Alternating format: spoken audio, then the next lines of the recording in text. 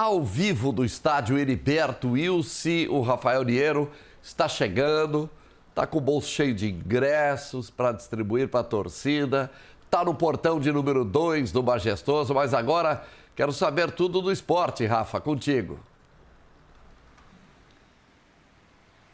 Pois não, João, exatamente. Estamos aqui no setor das cadeiras do estádio Heriberto Wilson para receber o torcedor que queira vir no jogo domingo, 4 da tarde contra a Chapecoense. Jogo que vale a terceira posição do Campeonato Brasileiro. Jogo importante. Quem quiser ingresso é só vir aqui. Vai bater um papo comigo, responder a seguinte pergunta.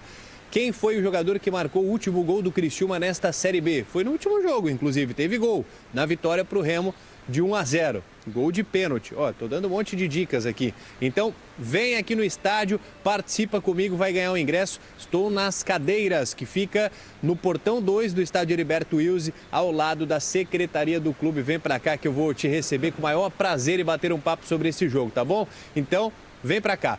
Bom, falando sobre o jogo, João, acompanhamos o treinamento desta manhã. Inclusive, eu bati um papo com o Benjamin Borassi, que em breve nós teremos aí a entrevista com ele, falando da vinda para o Brasil. E hoje, depois da entrevista, nós acompanhamos o treino, uma parte aberta, outra fechada para a imprensa, mas nós temos a informação de que o Eduardo Batista colocará na vaga do Benevenuto, que voltou para o Fortaleza, o jogador que é o Ian Souto, zagueiro, vai fazer esta função. No meio-campo, ele terá o retorno do Marcinho, vai voltar para a ala, né? O Marcinho que jogou nessa função de zagueiro, fez a função do terceiro homem, o Léo Maná jogou na ala, que era a função do Marcinho. Ele vai voltar o Marcinho para a posição oficial dele, que é de ala direito, e colocará o Ian Souto na defesa. Pelo lado esquerdo, ele tem a volta do Felipinho, que cumpriu suspensão pelo terceiro cartão amarelo no último jogo, na vitória diante do Remo pelo placar de 1-0. Então o time deve ser o mesmo aí dos últimos jogos que o torcedor já está acostumado a ver em campo, né? Com o Alisson no gol, o trio de zaga com o Ian Souto, o Rodrigo e o Castan, o meio começando com o Marcinho, Gui Lobo, o Jonathan Robert, o Leonaldi e o Felipinho pelo lado esquerdo. Outra novidade pode ser a entrada do Leonaldi, que já foi titular no último jogo e deve ser mantido entre os titulares. E por isso o Matheus Trindade perde a vaga na equipe com a entrada do Leonaldi. E o ataque é o mesmo com o Nicolas e o Diego Gonçalves, que é o artilheiro do Criciúma nesta competição. Falando em Leonaldi, ele foi para a entrevista coletiva agora pela manhã, lá no CT Antenor Angeloni, e falou da expectativa para o jogo.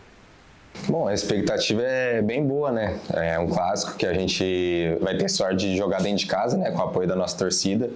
E é um jogo de 6 pontos. Vai ser um jogo muito difícil e a gente está se preparando muito forte para poder vencer e passar eles na tabela, né?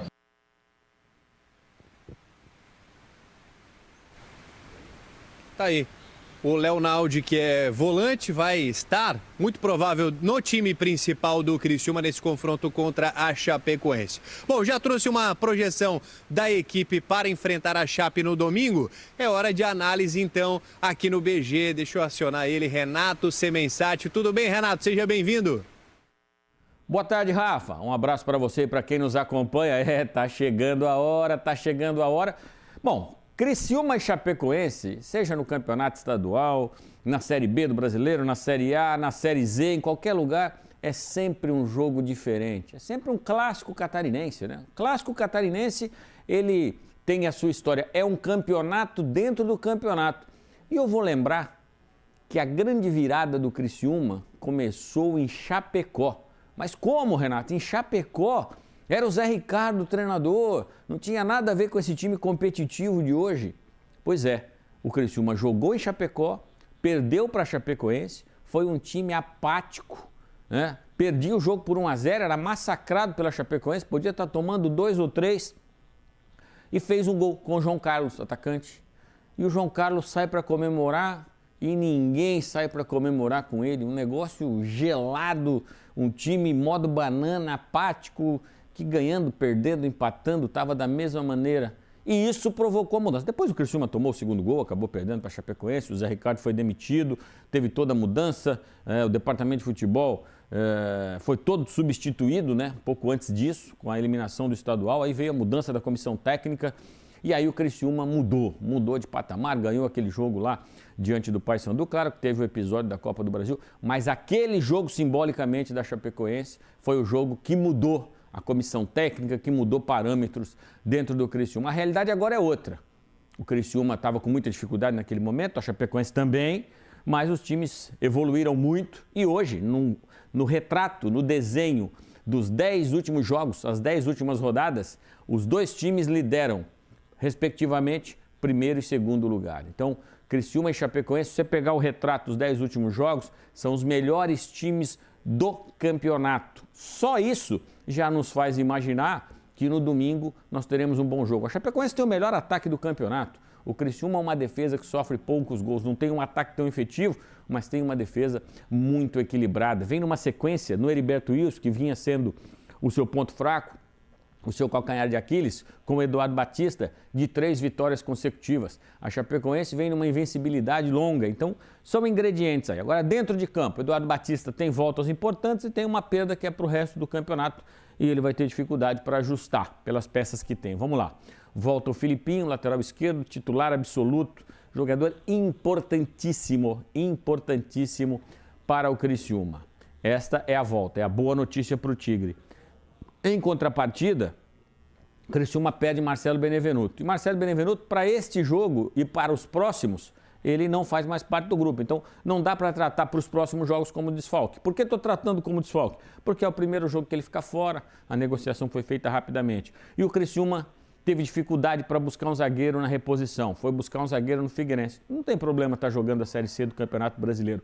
O Guilobo não jogava série nenhuma e hoje é o ponto de equilíbrio desse time do Criciúma. A questão é, o Eduardo vai apostar no Ian Souto, que nos últimos 45 minutos da partida passada teve bom desempenho, vai trazer o Marcinho para zagueiro e perdê-lo ali na lateral, e o Léo Maná foi muito mal no jogo passado, então eu acredito que ele vai fazer o básico. Ele entra com o Ian Souto na defesa, ali do lado direito, onde jogar o Benevenuto, Rodrigo e Castan. Filipinho volta na esquerda, Marcinho na direita. O resto do time, o torcedor do Criciúma conhece e conhece muito. E ele passa a ter opções, como o Borás, por exemplo, que entrou bem nos últimos 2 jogos. O adversário perde um velho conhecido, pela informação que vem de Chapecó.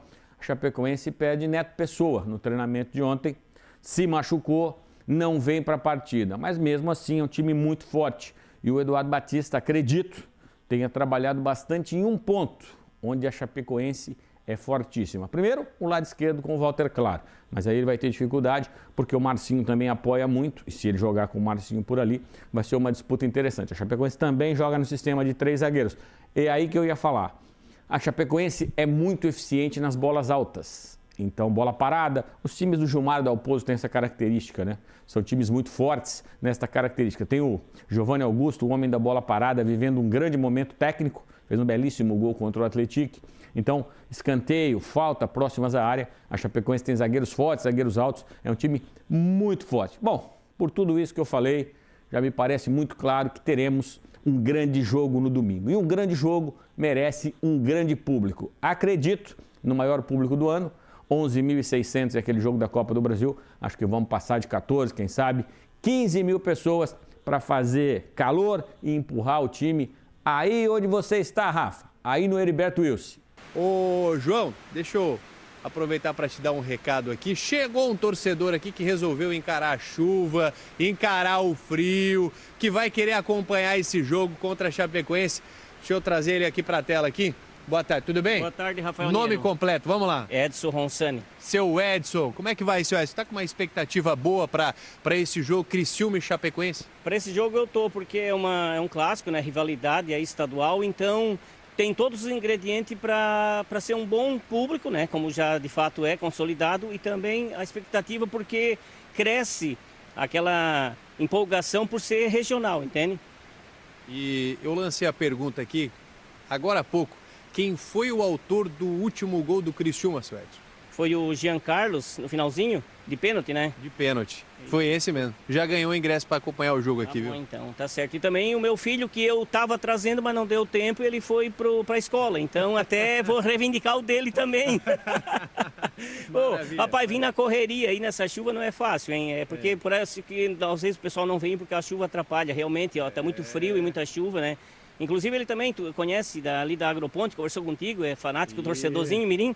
Então ele também queria vir, mas não deu. Teve que ir para aula. A aula é prioridade, né? Prioridade é estudar, tá aí. Mas você já leva o ingresso, Edson. Obrigado pela participação. E realmente, como o Edson falou aqui, João, eu vou mostrar como é que tá o tempo agora. Chovendo, tá frio, tá com 13 graus agora. Dei uma olhadinha no termômetro aqui, 13 graus, só que com chuva a sensação térmica ela fica ainda menor, João. Então, pessoal, eu sei que o pessoal decidiu mandar mensagem ao vir aqui no estádio, né? Melhor ficar no celular mesmo do que vir aqui pegar chuva e frio. Sei que tem bastante mensagem aí no estúdio para você também, João, falando desse jogo, sobre o Jean Carlos também. Então vou deixar essa parte para você por aí, viu, João?